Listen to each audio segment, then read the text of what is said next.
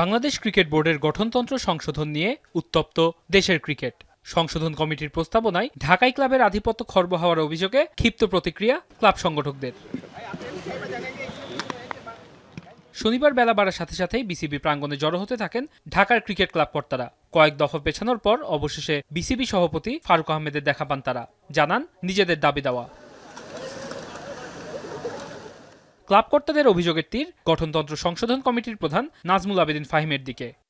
একটা খসড়া গঠনতন্ত্রে মানে যে ধরনের পরিবর্তন আনা হয়েছে সেটা আমাদের ক্লাব স্বার্থবৃদ্ধি প্রস্তাব যেগুলি আনা হয়েছে সেগুলি অবশ্যই ক্লাব স্বার্থবৃদ্ধি সংগঠকদের বিরুদ্ধে কিছু সিদ্ধান্ত নেওয়া হয়েছে, যেটা কারোই কাম্য ছিল না। আমরা স্পষ্ট দাবি করেছি যে এই অ্যামেন্ডমেন্ট যেটা করা হয়েছে এটা বাতিল করতে হবে ইমিডিয়েট, এবং যে কমিটিটা করা হয়েছে সেটাকেও বাতিল করতে হবে। এবং পাশাপাশি আমাদের এখন দুই একজন দাবি করেছে যে এই যে গঠনতন্ত্র অ্যামেন্ডমেন্ট কমিটির যে প্রধান ওনারও পদত্যাগ দাবি করা হয়েছে। আমাদের দাবিটা যে স্পষ্ট, দাবির মান না পর্যন্ত আমরা খেলবো না।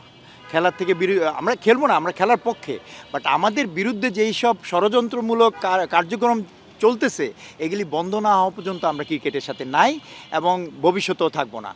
গেল মঙ্গলবার সংগঠনের পক্ষ থেকে দেয়া 3 দিনের আলটিমেটাম শেষ।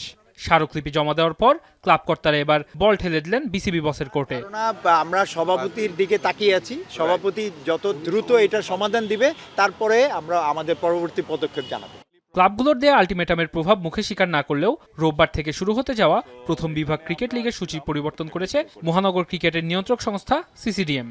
ক্লাব অফিসিয়ালরা এবং ক্লাব অর্গানাইজার যারা আছেন তারা তাদের কিছু কনসার্ন নিয়ে আসছেন, সেগুলো অ্যাড্রেস করার জন্য তারা বিসিবিকে রিকোয়েস্ট করেছে এবং বলেছে তারা সবাই ক্রিকেট লিগটা খেলতে চান এবং ফার্স্ট ডিভিশন লিগটা খুব তাড়াতাড়ি খেলতে চান। আমরা একটা সিদ্ধান্তে আসছি, সেটা হচ্ছে যে ওনাদের ডিসকাশন এবং মিউচুয়াল আন্ডারস্ট্যান্ডিংয়ের উপর বেস করে আমরা নতুন করে ট্রফি আনভিলিং আর লিগ ওপেনিংয়ের ডেটটা দিয়ে দিব।